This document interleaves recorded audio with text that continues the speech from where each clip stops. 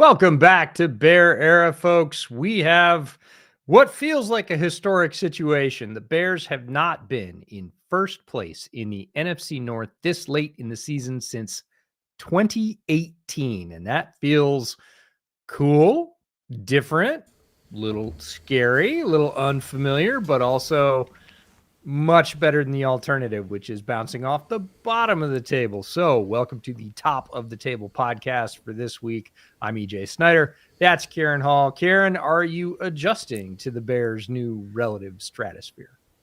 I don't know how to react. Is this what it's like to have my hands? What do I do with my hands? Yeah, it's a weird one. We have not been here for a very long time. I don't think the Bears have been top of the NFC North since 2018, I believe, under Matt Nagy, and that seemed like a very, very long time ago. It's nice. It feels good. It was definitely unexpected because I don't think anybody expected the Lions to lose this week. We all knew going into last week, you beat the Vikings, you essentially kicked them out of the season because they're now not knowing where they're going to go. And then the question just becomes, can you just outdo the Packers? Which, you look at the schedules, they're almost identical. So you have an opportunity there. I do think the Lions are eventually going to get to the point of where we all expect them to be, but it feels good at this point of the season to say the Bears are top of the NFC North by themselves. They do not share it with anybody else. If we did a podcast before the start of the season and we're talking about going into week 12 and the Bears are top of the NFC North 7-3, I don't think either of us would believe it, but also neither of us would be complaining. So no one should have any buts when they talk about the Bears winning these games. It has been a lot of fun, and it is just great to see and be able to talk about the Bears, the top of the NFC North, because it has not happened a lot in our fandom. So it's nice to see for once. Yeah, no, it is fantastic. And no, none of us would have predicted it. We really thought that the first half of the season especially would be getting just used to, I think, not only Ben Johnson, but the rest of the coaching staff too. Very few coaches retained from the old staff, and everything different defense, different offense, different calls, different language. It's very difficult to learn in the NFL. Obviously a revamped, we all like the changes in the offensive line, but a completely different offensive line, 4 out of 5 starters. None of us expected all of that to come together this quickly to the point where the Bears, just over halfway through the season, would be leading the NFC North, which was the toughest division in football last year, and again is one of the toughest divisions in the NFL all told. So it is a really cool thing to see. And yes, I think the complaints are legitimate. Caleb can play better. Ben can coach better. Those are both true. They have had more luck than most teams. And I am a strong believer that you make your own luck, but it is fickle. Things like, well, I mean, look at the Chiefs, right? 1-score games last year versus 1-score games this year. Last year, they won almost all of them. This year, they can't win one to save their life. It's a bit like interceptions and sacks. Those things don't stay on a steady line. But I'll take it for right now that the Bears have been able to 5-6 times this year pull themselves out of the fire in the late fourth quarter, and they are making it a habit. They are building the muscle. And when they get there, and they will later on in the season, whether it's at the end of the season to get into the playoffs, or if they get into the playoffs, they're going to be in tight games. This team's not going to panic in 4 minutes to go in the fourth quarter. They're down by 5. They're going to be like, nope, we got this. We've been here. We understand. We are going to score these points one way or another. Big shout out to Devin Duvernay this week. We wouldn't be having the same discussion without him. Again, offense, defense, and special teams making it happen week after week, and it is a lot of fun to see. So we are going to go through a quick recap of the Vikings game. I think everybody probably watched that one. If you didn't, we'll catch you up to speed, talk about some of the notable things from there. We've got North Watch again. We'll roll into Mike on the mic in the middle, and then we'll do a little bit of a Steelers preview as well.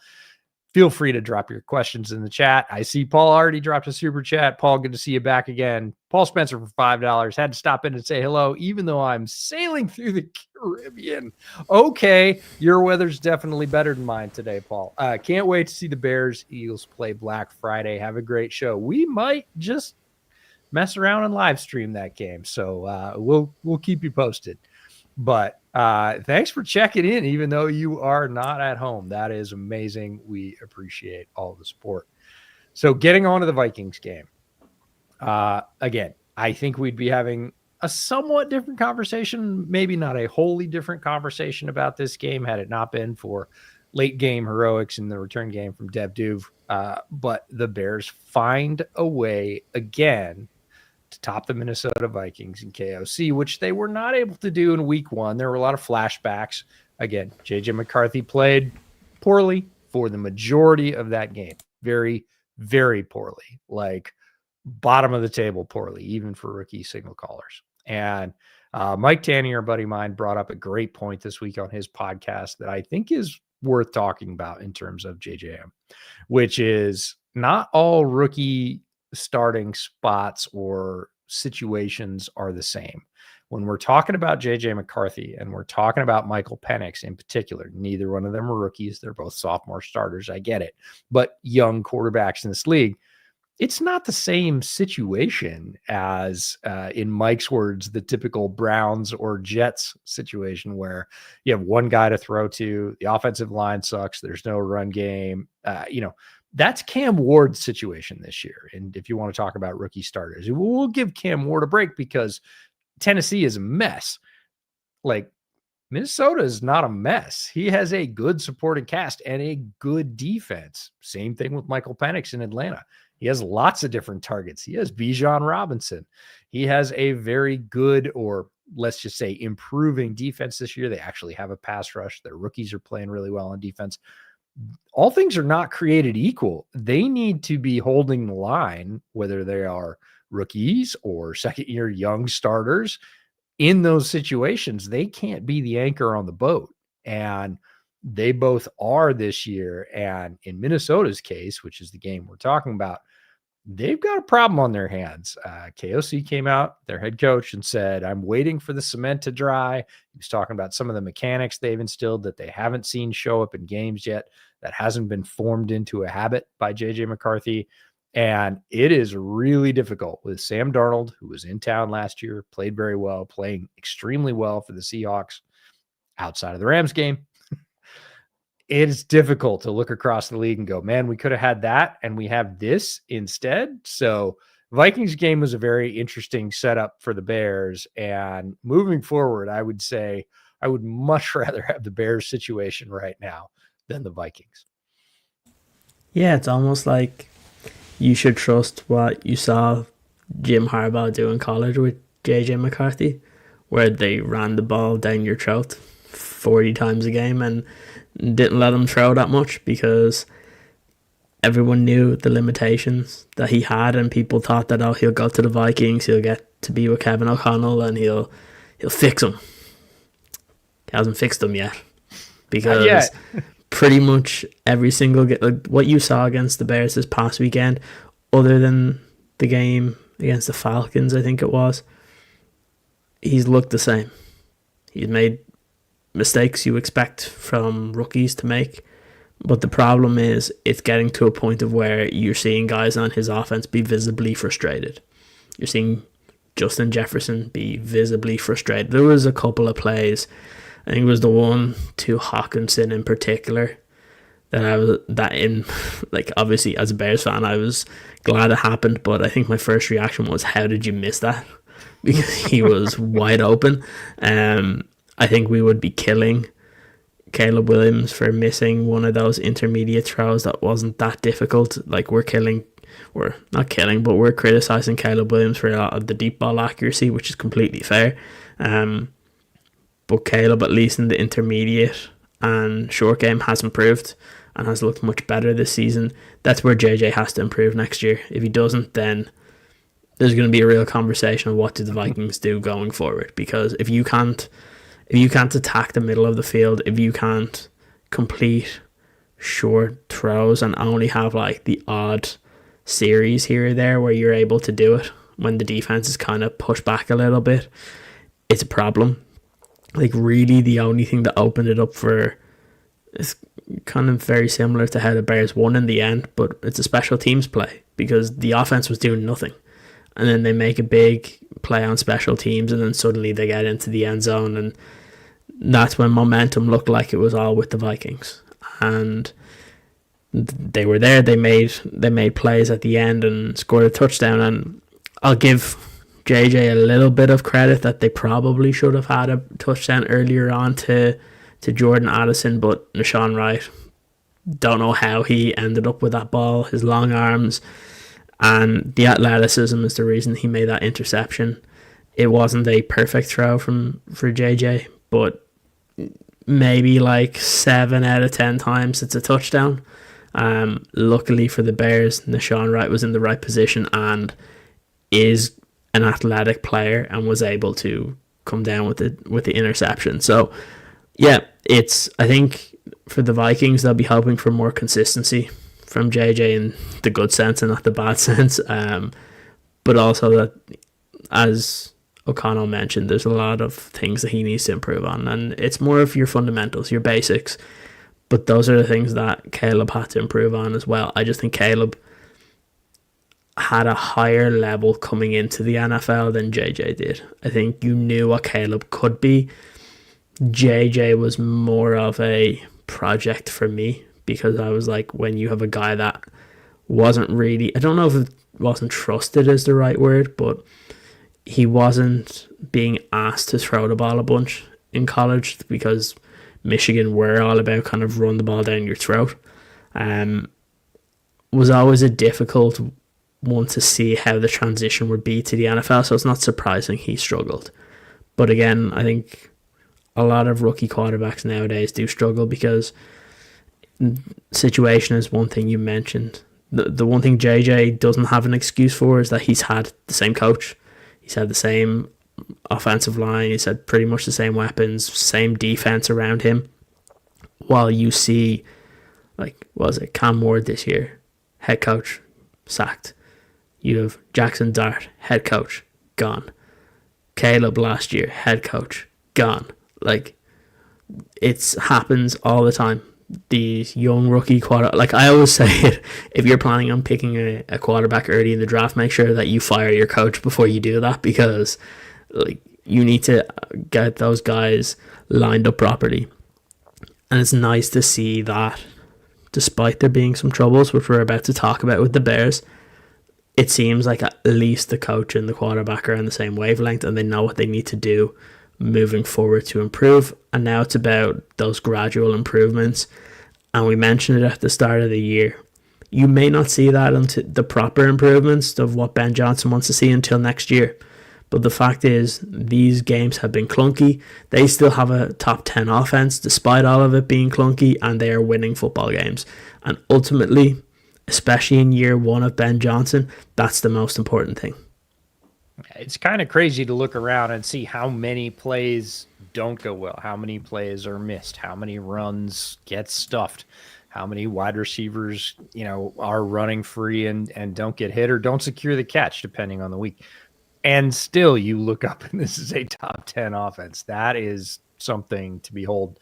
Minnesota has not been able to say that. And as far as like JJ versus Caleb coming in, I think Caleb had a higher athletic skill set. They both had a huge adjustment. JJ was not playing in the offense that he plays in now. Caleb certainly was not playing in the offense that he plays in now. He had almost no under center drop back work in his entire college career. So to see him come as far as he has in half a year under Ben Johnson, which is dedicated under center play action, to see him be able to master that skill set, to be able to work the middle of the field and still protect the ball, not make turnover worthy throws, keep his interceptions down. All of that stuff is really, really important and a huge sort of measure for growth. And as rough as it feels, as disjointed as it feels at time, you still look up, they're still winning games. They're still a top 10 offense. And you think, geez, like how much better can this be when they smooth it out, which they are getting more and more of each week? And the answer is they ain't done yet. They haven't even come close to their ceiling. And that should be a very scary prospect for the rest of the teams in the NFC North. Want to shout out Nick 1999 for a super chat. Nick, you're a hero. Hey guys, love the pod. It's a funny world when Tom Grossi has the Bears ahead of the Packers in the power rankings. Well, we'll hear from Mr. Grossi in Northwatch later on today, and you can hear him justify that particular take, which I think is correct at this time. I have a feeling the playoff win is in our future with Jalen and Kyler coming back, bear down. Yeah, we're going to talk about Jalen's possible return, maybe even this week. Kyler's probably a few weeks off, but that is some serious firepower for the defense, and boy, do they need it, because if this team has a weakness, outside passing, outside of that Nashawn Wright interception, which Nashawn Wright is sort of one of the highest variance players in the league right now. He's either making a big PBU or an interception, or he's getting burned for a very long gain. There's sort of no in between right now. It'd be nice if he could sort of level out in the middle, but I'll take the interception. It was a beautiful play athletically, and certainly changed the fortune for the Bears in that game. Anything else you want to say about Vikings? Well, I know we're going to talk a little bit about Bears and how they performed that game. I'll start off with the running game. I've said this 100 times. I'm very surprised that this coaching staff does not seem to recognize that the rookie pick is running the inside routes much better than the guy that is their anointed starter. DeAndre Swift is not a good inside runner. I think they kind of keep wishing he will be. He is an effective player. He is an explosive runner. He's good in the pass game. He is a very useful NFL running back. He is not great between the tackles, and they had a look at Kyle Monangai, and he is very good running between the tackles. His efficiency is super high there, and he pays it off in a way that Swift can't.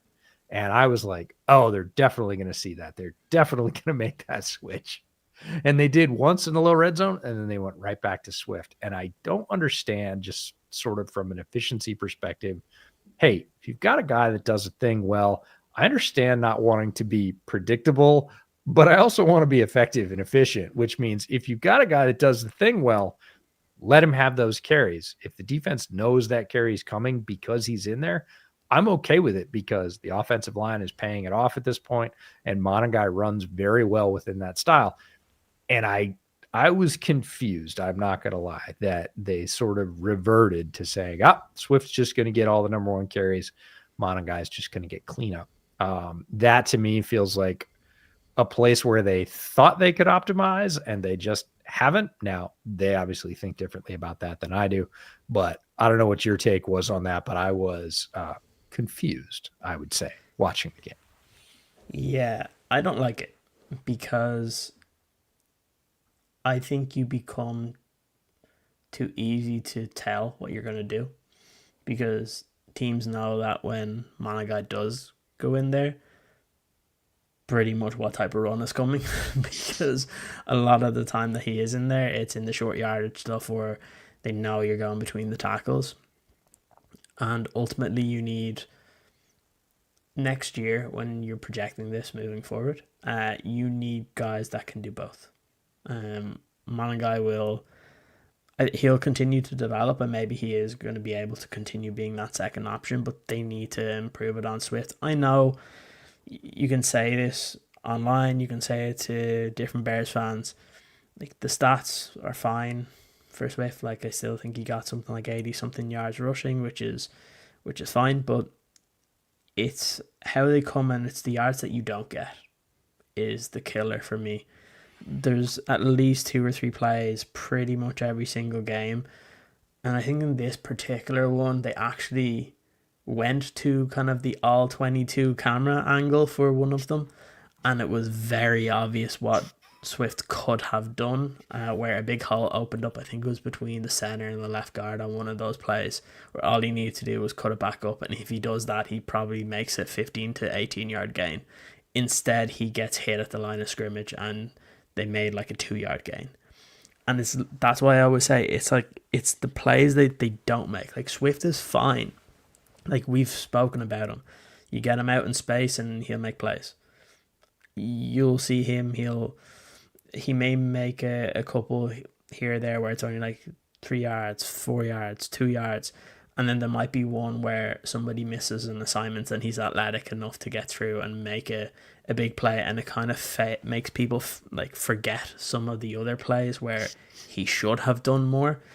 But then, and that's fine when you're watching the Bears every single week and not watching the rest of the NFL.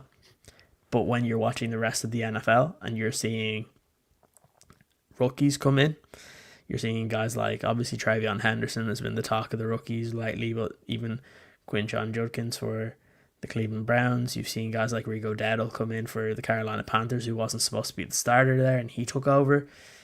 You're seeing it across the league now where you have guys that can do both. And it's not really a league for specialists anymore when it comes to your running backs. You need guys that are going to be able to do both. It's the reason why Jeremiah Love is going to get picked in the first round this year, because he's one of the few running backs that will come out this year that can do both. And you need to be able to figure out a way to add somebody that can do both. That's why we were so adamant that if you could get Breece Hall for a nice pick and it wasn't too big of a deal, it would make sense. And it's still going to be one we'll probably end up talking about when it comes to the off season, but it's something that does need to get fixed up.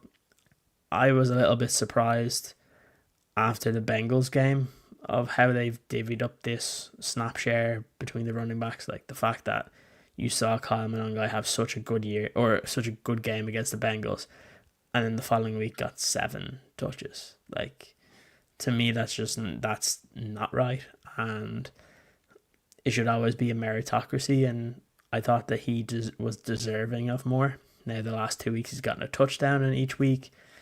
You would just want to see that little bit more trust in the rookie, because I thought he earned it in that 1 week against the Bengals. And I hope that moving forward, they'll see that the more he plays, the more effective that he can become. Maybe he starts to take some of those snaps that Swift is still getting, and you start to see it move a little bit more, because you need to keep defenses on their toes, and the only way to do that is to not become very obvious of what you're doing. And right now, when it comes to the running game, the Vikings for a good amount of that game knew what you were doing, and it's a credit to your offensive line that you got one of your rushers to 80 yards.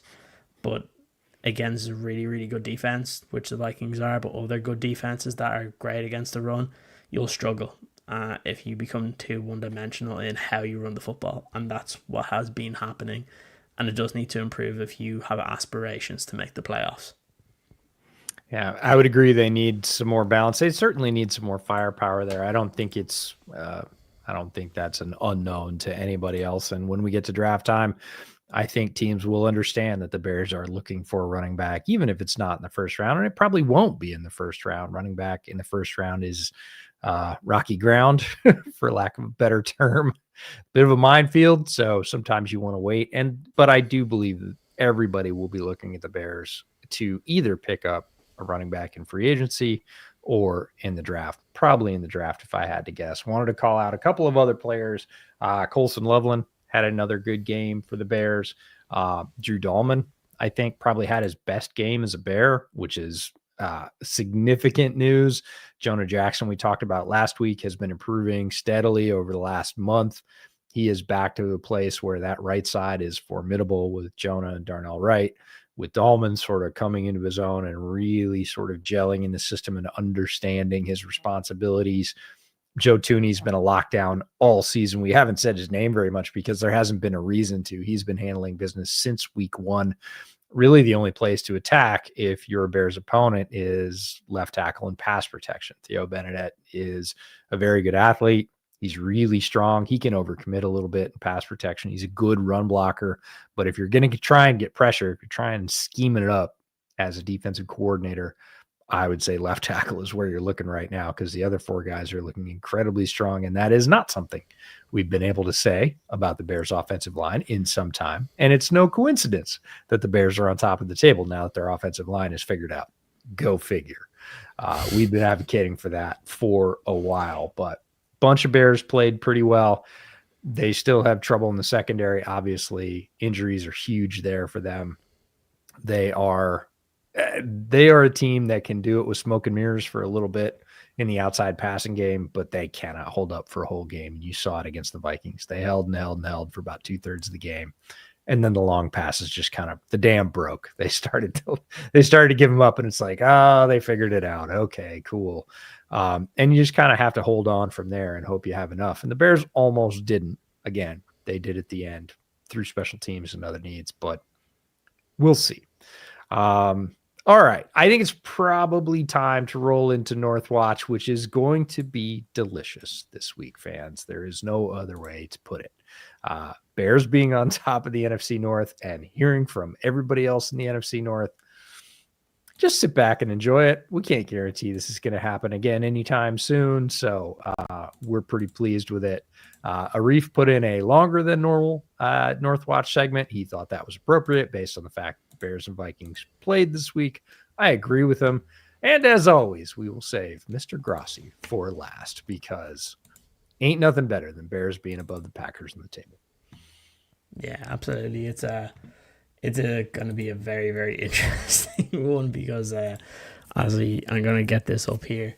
But it's always fun to see some of these guys because, oh my God, it's on a week to week. We don't watch these beforehand.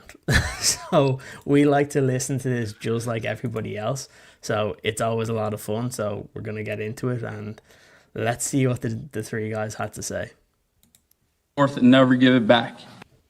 Hi, this is Arif Hassan from WideLeft.Football with your Vikings Northwatch update for the week. Not that you need one, you're Bears fans. You saw the game. You saw that the Bears won after a near fourth quarter comeback from J.J. McCarthy before a 50-plus yard kickoff return, leading to a 9-yard offensive drive that allowed Cairo Santos to kick the game-winning field goal, allowing him to make up for a field goal miss earlier in the game. Now, I do feel a little bit vindicated to say the Bears looked vulnerable heading into the game, but of course, the Vikings weren't good enough to take advantage of that vulnerability. And the biggest reason why is J.J. McCarthy, who started off the game looking pretty poor, which is a little bit unusual given the past couple of weeks, but this part has been happening over the past couple of weeks. His mechanics degraded and got worse as the game went on. His inaccuracy was a huge issue. He was missing this really talented receiving core on throws by 3, 4, sometimes 5 feet, it seemed like, and the receivers weren't doing a lot to help him. There were 5 or 6 drops depending on who does the counting, and that's frankly too much in an individual game. It seemed like the only element that was performing well was the Vikings offensive line, who allowed a pressure rate of just 25%, I believe their best mark of the year. But that's not to take away from what a Bears defense was able to do, complicating and confusing the looks for McCarthy and frustrating what Kevin O'Connell, a very talented play caller, was able to do to make sure that the Vikings were in a position to win.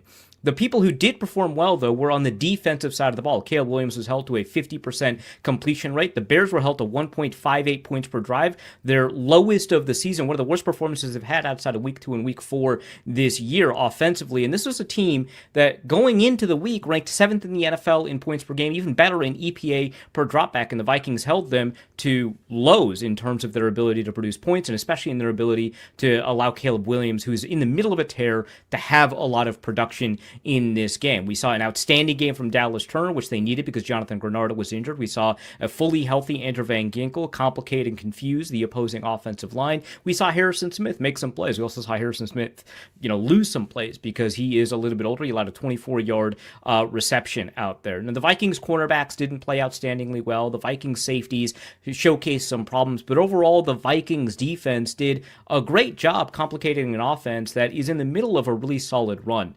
It just doesn't matter. The Vikings defense is really good, and it just doesn't matter until they can get more from J.J. McCarthy. And seeing how he's performed in most of his games this year and most of the quarters of all of his games this year, it doesn't look like that's going to happen for the rest of the season. If it does, you'll get some updates from me. Otherwise, the Bears, they might be taking the North. Everybody, Nick Baumgartner here with your weekly Lions update. Lions go on the road and lose a big one, frankly, in really frustrating fashion again. 16-9 to the Eagles in Philly in a game where defensively the Lions were absolutely terrific. Stopped the tush push like I think 3 times, maybe 4 times. Stopped them on 4th down and short, maybe up to 5 times. Were absolutely outstanding at the point of attack. Hung in there in the secondary despite being shorthanded. All this stuff, had a great plan, the whole thing, and then you flip the thing around the other side, and it's the opposite. Lions had a terrible offensive plan, tried to throw their way out of things into the wind against a really tough front, could not pass block again, and that remains an issue. The interior of the offensive line just not as good as it's been in Detroit. The Lions having a hard time offensively against really good defenses, finding ways around that, and that has been the issue in every loss so far this season. And they have sort of contributed to their own demise at least 2 of those times. I mean, I would argue that the Lions should probably be like an 8-2 team right now, and they are 6-4. So not quite. They're not happy, I don't think, with things at the moment. A lot of frustration going on right there, but they don't lose back to back, as we say often. Get the Giants coming up here at home on Sunday, and then the Thanksgiving game with the Packers after that. So an opportunity to sort of get back on the horse here, but this is now really, really critical. Really not much margin for error at all the rest of the way now for the Lions, as they've sort of dug their own hole one too many times and can't keep doing it, but we'll see if that continues. So thanks so much, and we will talk to you guys next week. Well, the Packers didn't make it easy, but they were able to get a win against the New York Giants this past Sunday, even though none of our receivers or DBs could catch the ball. Let me just see something real quick. Sign me, Packers. But yeah, that was the last quote-unquote gimme game, and now it's a whole bunch of divisional opponents. We got 3 in a row now. You got the purple incarnations of Satan on Sunday. I do feel pretty good about their chances. And then, of course, on Thanksgiving, you got the Lions, and then the Bears. But yeah, as we've been talking about, we're going to find out how good the Packers actually are. 5 out of their 7 last games are against division rivals, and then they got the Broncos, who are doing really well, and they also have the Ravens, who are surging. So, yeah, strap in, kids. We're about to figure out who's actually good in this league.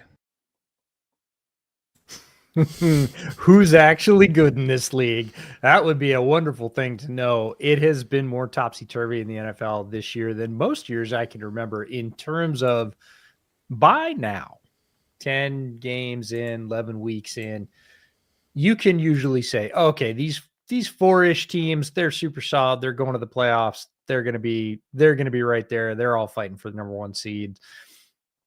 Not this year. Every time you think somebody is in a stable position, they have a game like the Seahawks had against the Rams, where you go, oh, they are mortal. They have looked completely unbeatable for the 2 weeks before that. They go up against the Rams, and McVay serves them breakfast. So it is a seriously fun year to be an NFL fan, as I get to be in this job. And it is very tough to be the fan of an individual team that has played very well, like Nick with the Lions, for instance, and see them have just more up and down sort of roller coastery performances and not know from week to week what you're going to get. Tom with the Giants, right?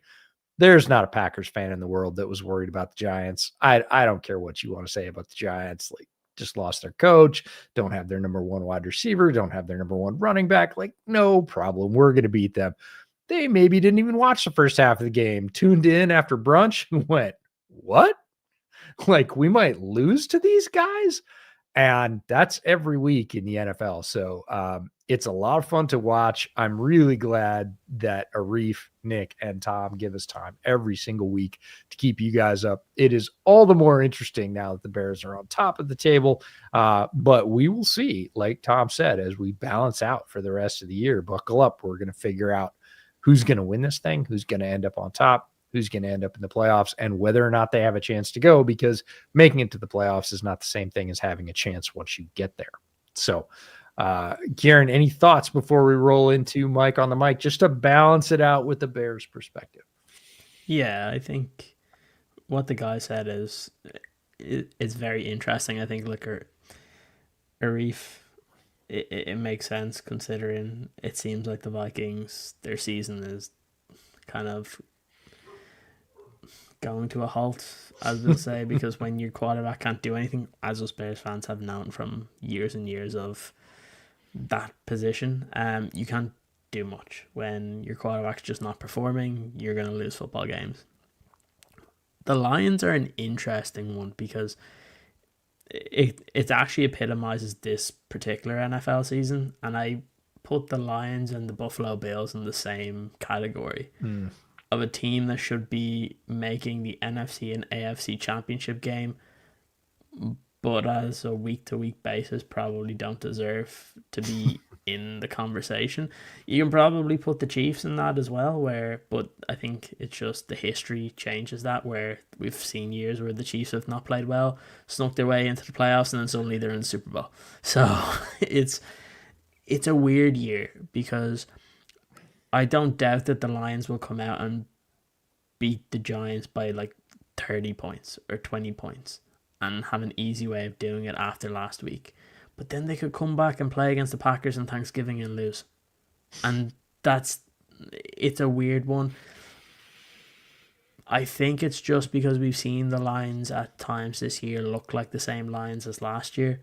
But ultimately, when you lose the cohesiveness of your coaching staff, it's hard to take over. And when your offensive coordinator that you hired to replace Ben Johnson has already been removed from play calling, bad sign. Very bad sign. So and look, I know Dan Campbell is good. He's a good head coach. He's a good offensive mind. He's not a great play caller. I'm sorry. He's like, you'll get games here and there just because the Lions are humming that'll look really good. But when times are tough, he's not creative enough that's going to be able to disrupt some of the better defenses that they'll come up against. And that was something that Ben was very good for the Lions. The bread and butter stuff always worked. That still works for the Lions. But when they needed something a little bit different to keep the defense on their toes, Ben was able to do that. And we haven't seen that happen for them in some of those bigger games this year. And so we know, like, the winning and losing in the NFL is such small margins, and that could be the reason why it's happening to them this year. Like I said at the beginning, I still believe that the Lions will end up winning the NFC North just because talent-wise, they would be the best team overall. But again, you got to prove it on a week-to-week basis, and that's difficult to do. And that's why I say you shouldn't listen to anybody disparaging what the Bears have done, because most teams in the NFL can't win every single week and can't win consistently across the board. The Bears have won 7 times in the last 8 games. Like, people need to realize that despite them not playing very well, we're talking about the NFL being a week-to-week thing. You just mentioned it, the Seahawks, who we spoke about last week on this show, of being one of the best teams in the NFC, and the Rams just proved that they're one of the best teams in the NFC. And it just goes to show, we've seen the Bills one week look really good and the next week look like they haven't played together. And the Bears have won 7 games in 8.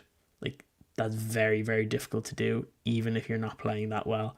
Doesn't matter who you play against. You don't get to decide who's on your schedule. So all you can do is beat the teams in front of you. And in the last 8 games, the Bears have done that 7 times. So again, it's impressive. It's now time to continue that and keep the mojo going. If you're able to do that against the Steelers, if you're able to do that against the Eagles, like, you're going to find a way to get people to start believing in you. If you make one of these games that you're not expected to win and you win it, that's where you'll get some of these doubters being like, maybe they actually are a good team. Because we mentioned earlier on in the year that we believe the Bears have gotten out of the bad team territory. So we said they're not a bad team anymore. Now they have to prove to people that they're a good team. And I think they're on the verge of the in-between, where on a week-to-week basis, the performance level could be good or bad.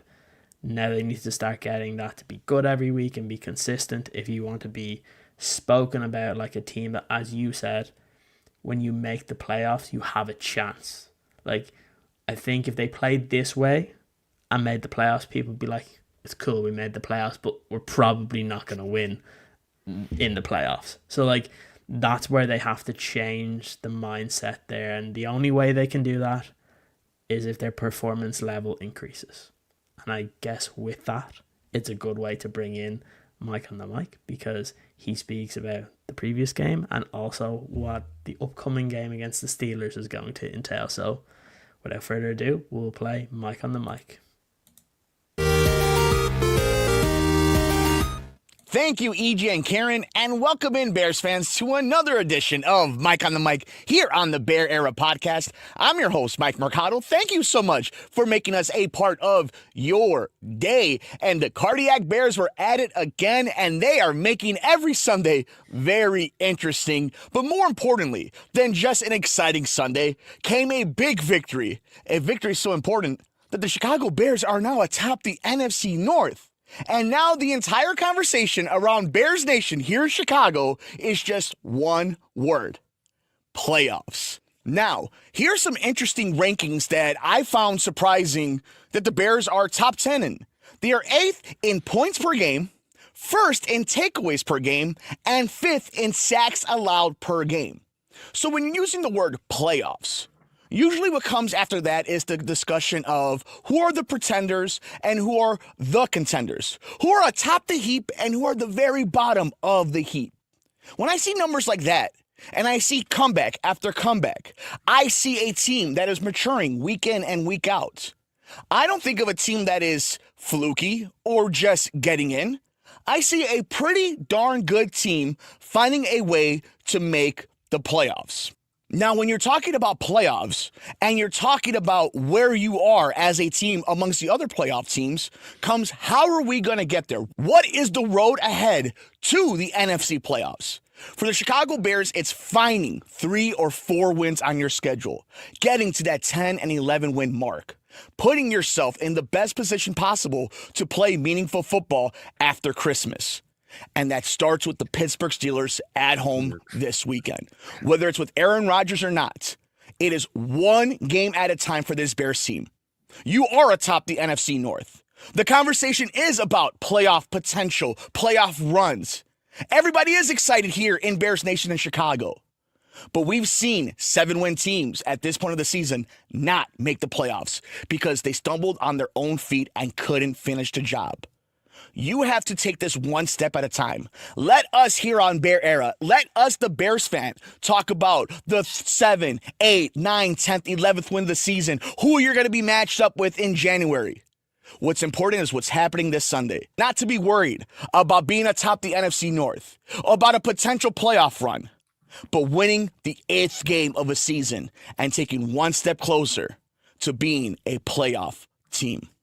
Enjoy all of Week 12 in the NFL slate. Enjoy Bears versus Steelers. Thank you all so much for joining us on this edition of Mike on the Mic here on the Bear Era Podcast. Now back to EJ and Kieran. Gotta love the approach. Stack them 1 week at a time because you can't play them in advance, and looking ahead will get you into nothing but trouble. And speaking of, let's talk about the Pittsburgh Steelers, the next game on the Bears docket.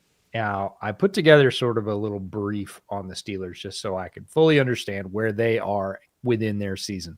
We talk about them all the time on Bootleg, but it is different when you sit down and focus on one team for 15, 20 minutes and really get a feel for, all right, they've played more than half their games this year. Where are they? So scoring offense, they are 12th, 24.6 points a game. Scoring defense, they're tied for 16th, middle of the pack. They allow 23.2 points per game to their opponents. Passing yards per attempt, they're 18th.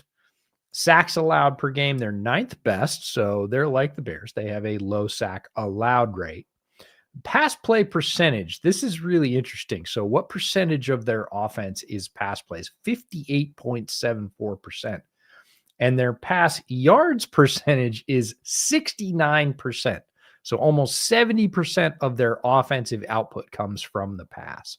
Rush yards per attempt, they're 28th in the league, 3.9. No surprise to anybody that's watched their rushing game. Certainly outside of the last 2 weeks, it's been a little bit better. But before that, they were struggling in the run game. Their rush play percentage, very understandably, 21st in the league, 41%. Now their rush yards percentage is the opposite of their pass play percentage, 30.74%. So this is a team that doesn't run the ball as much as most other teams, doesn't get as much out of the run as almost any other team in the league, gets a lot of their yards from the pass, but isn't particularly efficient doing it. They have to get 60% of their plays for the pass to get those 70% of their yards.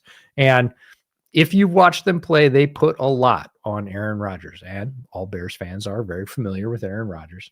In terms of defense, yards allowed per pass, they're 17th. And that surprised me a little bit because their pass defense at times, certainly within the last 2 weeks since they've switched to a more two high structure, they went out and traded for Kyle Duggar, went from a single high safety predominantly to more of a two high safety, and the defense in their pass defense has been, the difference in their pass defense has been marked. Like they've played the pass a lot better for the last 2 weeks. And I watched both of those games in detail getting ready for this one. And you wouldn't believe that they were 17th against the pass. Again, that's just the weight of some of the statistics from earlier in the year catching up with them.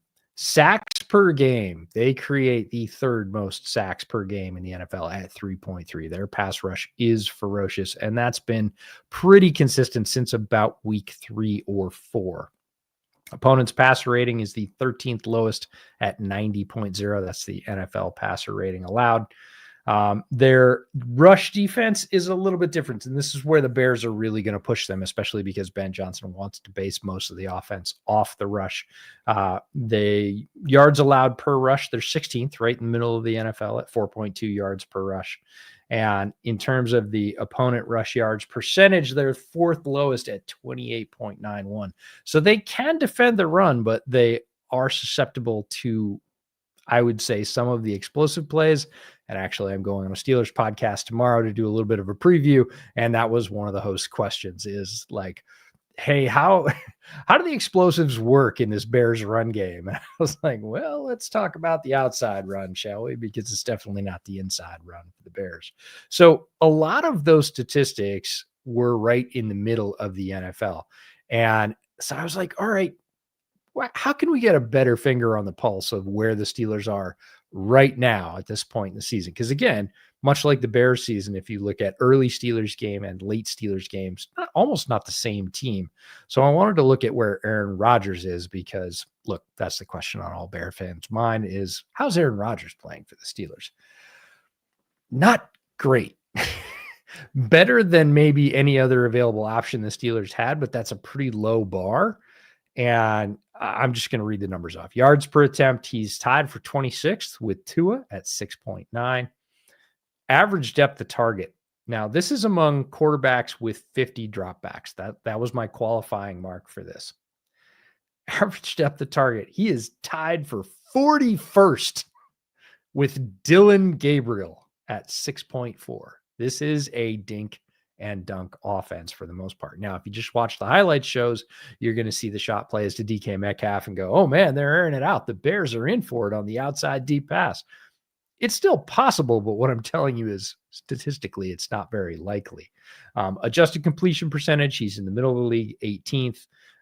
Big time throw percentage, he is tied for 24th with Bryce Young.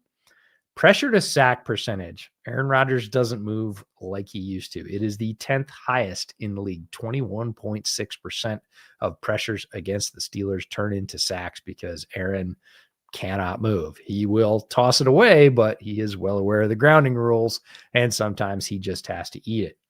His NFL passer rating is 13th at 97, but it gives you the picture of how this passing game really works.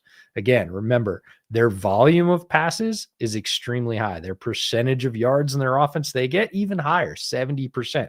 How are they getting them?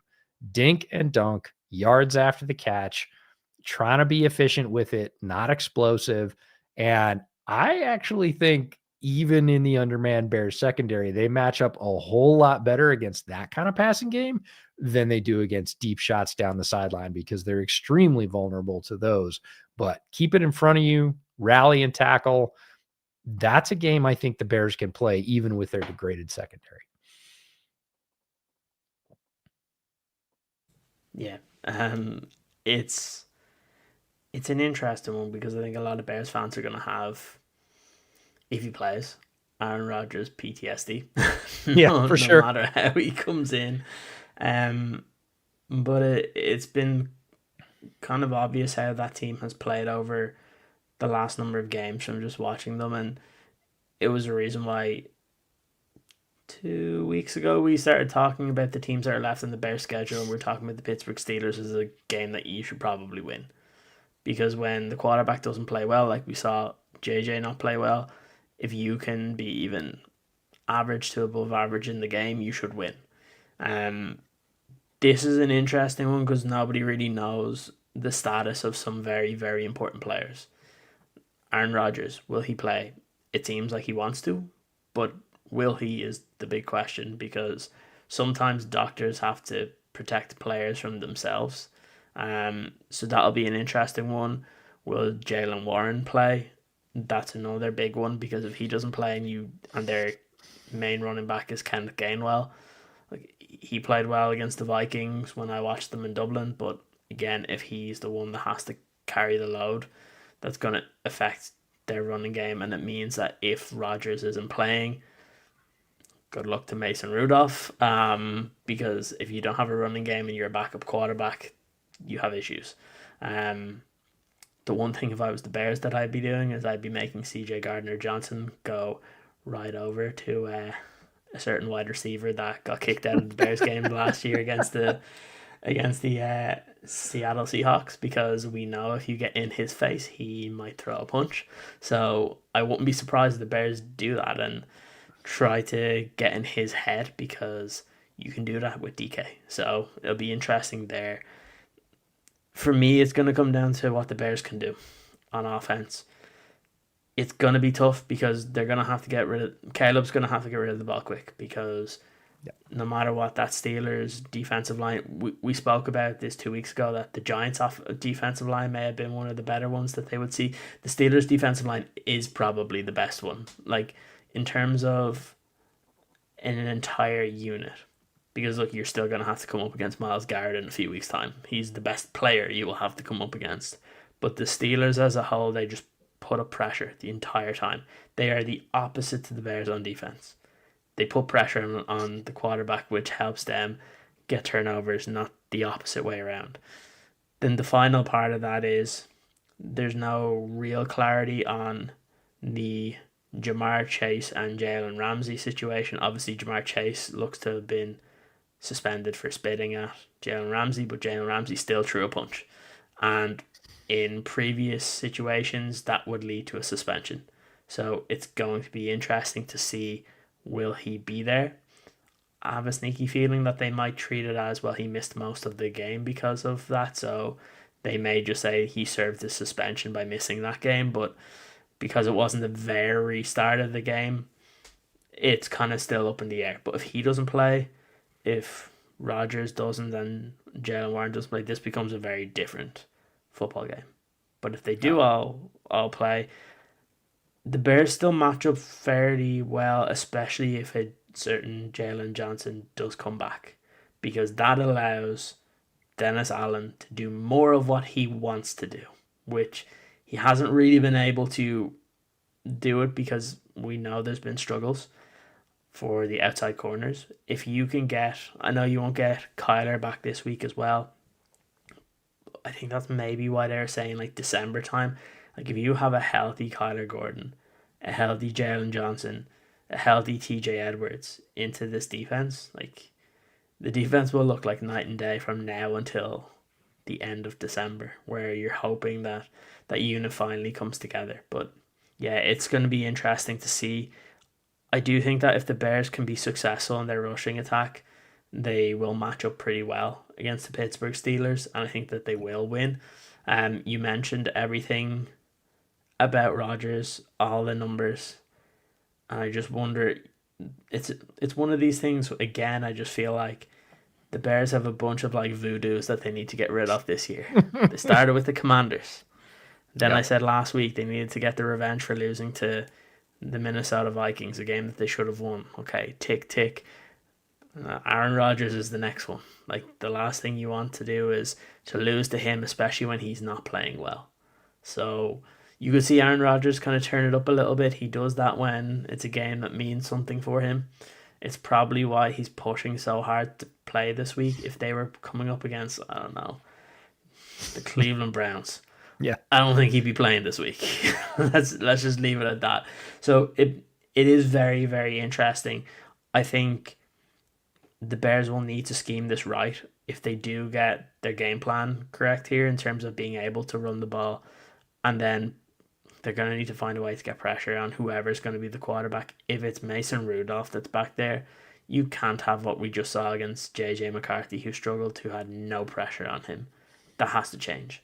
And maybe it's just as simple as having guys like Jalen Johnson back, to where Dennis Allen trusts his defensive backs a little bit more, because when you have Tyreek Stevenson and Nashawn Wright as your main guys back there, it's very difficult to trust that they can just cover and get the job done, and he has to kind of help them out a little bit.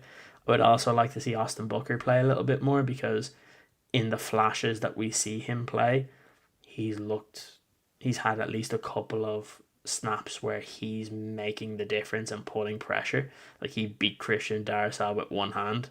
Like, if you can do that, if you can get consistency to your game, you can be a viable pass rusher. So that's where it gets really, really interesting. I do think, like I said, I think that this is an opportunity for the Bears to get to their 8th win, and a genuine opportunity. If they don't win this, that's where people start to be a little bit concerned, because then you come up against some of the gauntlet over the next couple of weeks until you get to the Cleveland Browns. I think we'll be talking about this team in a lot different light if we're here next week talking about 8-3 versus if we're talking about 7-4, because then you talk about having to play the Eagles, and that could very much quickly get to 7-5, and then people start getting a little bit concerned. But I think if you get to 8-3, you're kind of playing with house money, because you know if you can somehow find 2 wins, you're probably going to make the playoffs. And it's a position we didn't expect this team to be in, but they've put themselves in this position, and you've got to get a lot of credit to their coaching staff, and you got to have the trust in them that they have a good game plan coming in this week, because if they do, they have a really, really good opportunity to extend their winning streak, to win 8 games in 9, and be one of those teams that you talk about as being like on a hot streak, because right now they are. They have all these wins, and the only kind of slip up was against the Ravens. They just need to make sure that there's not a second slip up against the Steelers. Yeah, the chess match in this one is fascinating. A lot of people in the chat talking about Washington, the tight end, who went on the St. Brown Brothers podcast this week and said that he is 310 pounds. That, folks, is an offensive tackle. I don't care what. And if I was his agent, I would be pushing for offensive tackle money for him, because he blocks a lot more than he catches, and offensive tackles get paid a lot more than tight ends do. Interestingly enough, I think the Steelers are going to put him in as that 6th offensive lineman. They have been for a couple of weeks now, running behind it. Everybody's saying, oh, Bears have to go big. Bears have to go big. I don't think they do. I think that's very much what Arthur Smith wants them to do, is to go big and put in slower guys and try and go big on big. And I actually think that Dennis Allen's going to pivot here and take a bit more of a swarm approach. I think he's going to play dime. And I think he's going to play C.J. Gardner-Johnson as a kind of dime backer. And this is going to be little drones on a big main battle tank, right? It's going to be a lot of players running around, grabbing ankles, knocking people over, and having 2-3 guys at the ball, instead of, oh, we lost one big matchup at the point of attack, and now there's a wide open lane for Jalen Warren or whoever's playing Gainwell. By the way, if Jalen Warren doesn't play, I think it's a much bigger swing than if Aaron Rodgers doesn't play. Like, Aaron Rodgers doesn't play, I'm not particularly worried about Mason Rudolph. Jalen Warren doesn't play. He is the heart and soul of that offense. Gainwell's played pretty well, but if they get downgraded on both of those spots, this game looks even more winnable than it does right now. So watching how the defenses respond, both of them, to the other offense, because I'm with you. Bears have to run the ball well to establish that bit that Ben Johnson wants to be able to work into the over the middle, play action passes. That is the heart of what he's doing. And same thing. If the Steelers go big and they want the Bears to go big and they don't, and they're able to stymie the run game there, look, the Steelers aren't great at running the ball, but they do have to run it a little bit, especially if Mason's in there, because if you put the ball in Mason Rudolph's hands 45 times and say throw it this game, I think the Steelers lose. And I think Arthur Smith knows that too. So it's going to be a fascinating sort of chess match. Both sides, both offensive versus defense matchups have their really interesting points to follow. And again, I think the Bears match up decently well in this one. I know that there are vulnerabilities for sure, but I don't really think the Steelers are great at really sticking the dagger in those. So we'll see what the Bears are able to do. I kind of like the setup for the Bears, and I'm with you. This is one of the games on the schedule you want to polish off. I think the Bears are going to get to 10 wins. I think they'll probably do it in a non-traditional way. If you're looking at the schedule right now, one of those games, because the NFL, we just talked about it earlier in the podcast, it's not chalk. It's going to end up funny. One of the games right now that you're looking at and going, well, they probably lose that one. Well, they probably win that one, because that's just how the NFL goes. You don't win all the ones you're supposed to, and you don't lose all the ones you're supposed to. So I think there's a couple more wins in the schedule, but I would feel a whole lot better if they polish this one off. Interestingly enough, you mentioned something about Kansas City earlier. They have, for the first time in a very long time, we talked about it last week on the podcast, the swing between what a win does and what a loss does this week. This week, they are the team in the NFL that has the largest swing between a win and a loss this week in terms of what it does to their overall playoff chances. If they lose this week, their playoff chances drop to 30%, 3-0. Could have been worse. Could have been the Jaguars last week that dropped to 5% if they lost. But the two teams we spoke about last week that had the biggest deviation between it, but one, Bears and Jags. Yep. And I guess just to add to the kind of injury situation for the Steelers and their participation reports, that obviously everybody knows that Rodgers didn't practice today, but neither did Jalen Warren. So he was a DNP, and so was Alex Highsmith. And then the only other one of note is probably Sayumalov, was limited today for them. So again, a couple of key names. You mentioned it. Obviously, if Jalen Warren doesn't play, it's big. Like, I saw him go down in Dublin, and again, I think it was an ankle then as well. So I think he's just been dealing with it all season. Yep. And look, the Vikings played very badly that game, and Kenneth Gainwell was able to do some things, but I would feel much better if you're having to come up against Kenneth Gainwell and co versus Jalen Warren. And I think, look, if it does happen to where Rodgers can't play and Warren can't play, you've no excuse. You need to win the game. It'll be one of those that, like, it doesn't matter how, you just got to do it, because it's a team that's then much inferior than you are. Even now, looking at the two teams, like, you should win this game. Like, obviously their defensive line is really, really good, but if you look at the two teams as a whole, you should win this football game. Like, the Steelers started off really nicely this year, and they've had some games earlier on, especially that Vikings game, where they actually looked really good, and their defense looked like they could take the ball away, they could score at will, they could stop you, they could sack you. That the offense was humming in some of those games, but, like, it's kind of come to a standstill. You mentioned it. It's kind of mirrored with Rodgers going backwards. The running game at times being good, but then at times not being so good. It's just one of those where you game plan this game properly, you'll win. You play it into your own hands, and you'll have a chance to win that football game. If you don't, that's when there's going to be more issues that can happen. You mentioned it yourself. Play to your own strengths. Play to how you're going to be able to attack the Steelers. Don't just focus on what they're good at.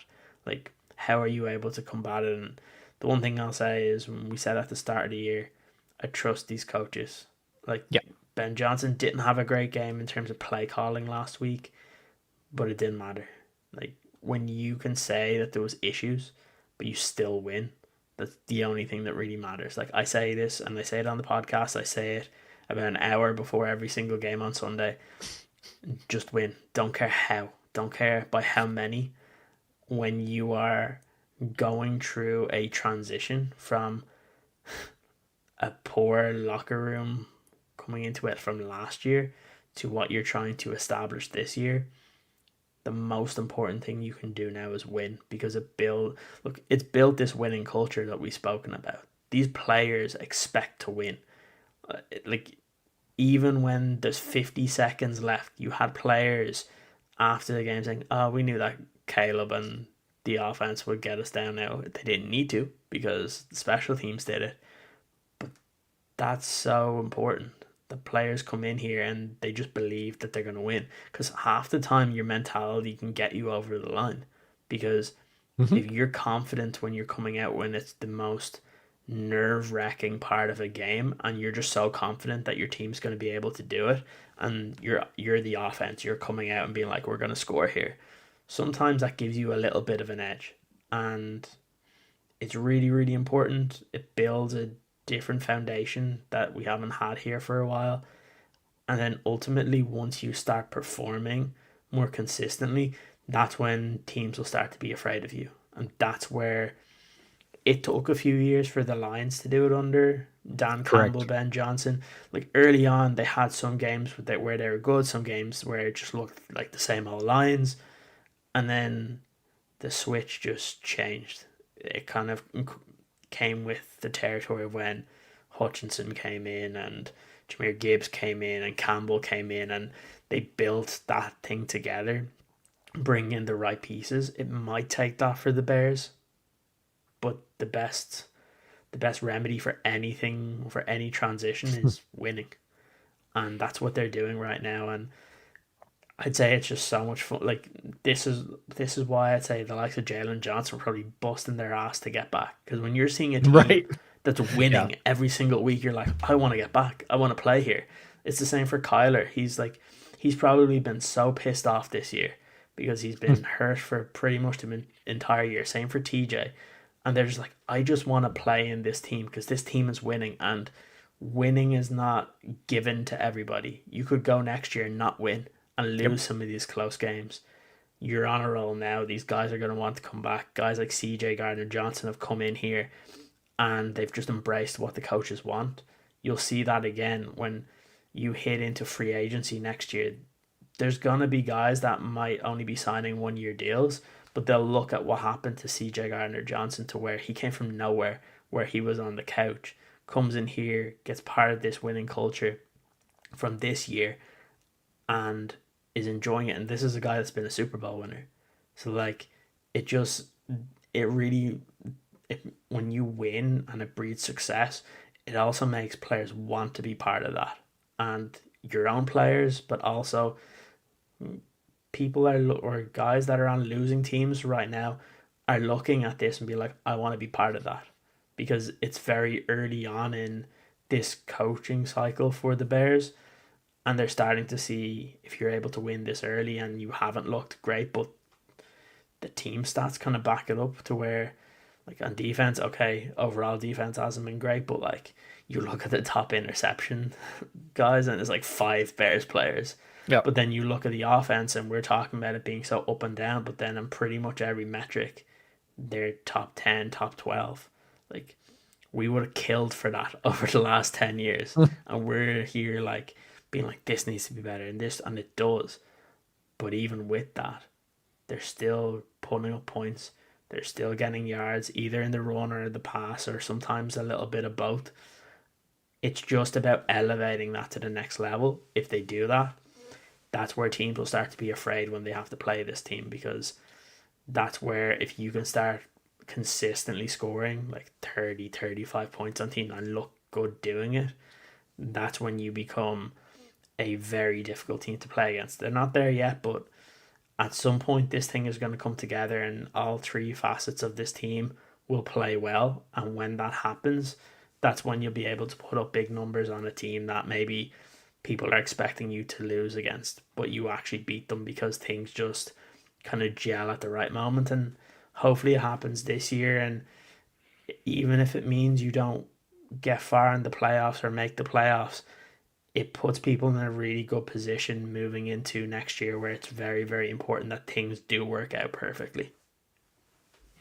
Yeah, I would say as this team stabilizes, other teams already know it. The general public doesn't know it. And it's going to take a very long time to turn around that perception because it took a very long time to build it, quite frankly. But even the Steelers coaches are probably looking at this team going, man, why couldn't they have been on the schedule a month ago? We would have loved to play these guys a month ago when they didn't have as much together as they do now. It would have been way better for the Steelers pass rush to play the Bears offensive line 5-6 weeks ago. Now, look, Steelers pass rush still really good. Bears offensive line playing a lot better and more cohesively than it was 5 or 6 weeks ago. So the rest of the league is taking notice. They understand that this is not an easy out. Somebody said it earlier in the chat. Like, this is no longer a speed bump game for other teams. This is a team that is going to give you a hard time. And if you don't play well, is going to beat you. And they've proven that already. But the rest of the schedule, we're going to play a fun little game here. I didn't prep you for this, Karen. And not that prepping you for it would have really helped. So, Pittsburgh, at Philly, at Green Bay, Cleveland comes to Chicago, Green Bay comes to Chicago, at San Francisco, and then Detroit finishes out by coming to Chicago. That's a flex game, by the way. All right. So, of those games that are left, what do you think the lowest ticket price available is? Which city or which game? Let's say which game. So again, Pittsburgh's coming to town. So games at Soldier Field. Pittsburgh, Cleveland, Green Bay, Detroit. Games away. Philly, Green Bay, and San Francisco. I'm going to go with the Philly game. The Philly game as the most expensive or the least expensive? The least, for the only reason is all you great listeners out there are going to be stuffing your faces the day before, so you probably just want to watch the game on your couch. I think the most expensive will be Bears-Packers. Okay. Which Bears-Packers? In Green Bay or in Chicago? Chicago. Okay. So the Chicago one is the third most expensive game. Most expensive game is actually Philly. You win the Super Bowl a couple times, you jack ticket prices up. So tickets as low as $338 in Philly. Green Bay in Chicago is $304. Cheapest one, this blows my mind, is San Francisco. What? $155 a ticket. If you want to fly out to the West Coast, Bears fans, you can catch a Bears game in what should be still fairly decent weather. It'll be chilly, maybe foggy. It probably won't be snowy, that's for sure, in Santa Clara. And you'll get to say, hey, I was in the stadium the Super Bowl was in the same season. Not necessarily for the Super Bowl, but for $155, you can't beat it. Anyways, the Detroit game, which is the flex game, is only $185, and that's in Chicago. I bet that will change if that becomes an important game. Little bit. So as of right now, just a fun game to play. We always talk about winning and losing and what are your chances. Ticket prices. Let's talk ticket prices. So there you go. Yeah, Niners is crazy work considering how expensive it is in San Francisco. But apparently 3 days after Christmas, if you want to hang out in Santa Clara and watch a football game, you do it for $155, which is still expensive, but for the NFL, not very expensive. It's a far cry from when you see in the past couple of years season ticket holders all over social media being like, I just need to give away these seats. Yeah. Now they have to sell some these days because they're so expensive. And any new stadium, I mean, my Bills friends are going through it right now because new stadium opens next year. PSLs, they've already gotten those notices. They are not cheap. Nope. So, you got to find a way to pay for something that you've always paid for, but prices go up. So there you go. All right. Well, with that, we're probably going to wrap it up. We will see you next week to talk about how they did versus the Steelers and whether or not the Bears did indeed polish off this game, chalk one up, and add one to their win total, leaving them, again, like Kieran said, needing probably only 2 to get themselves into the playoff. I think a 10-win Bears team that probably comes in second in the North is almost a shoo-in for the playoffs. So we shall see. But stay with us. Thanks everybody who hung out, asked questions, gave super chats, all great stuff. We appreciate the support of you and our partners, Blue Wire, Homage Clothing.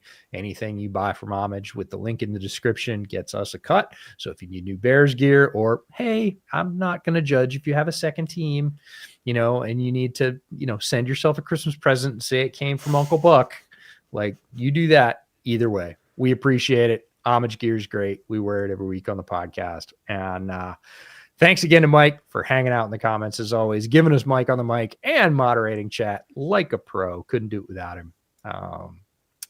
For now, bear down, think good thoughts against the Steelers, and we will be back next week to talk about how that game went.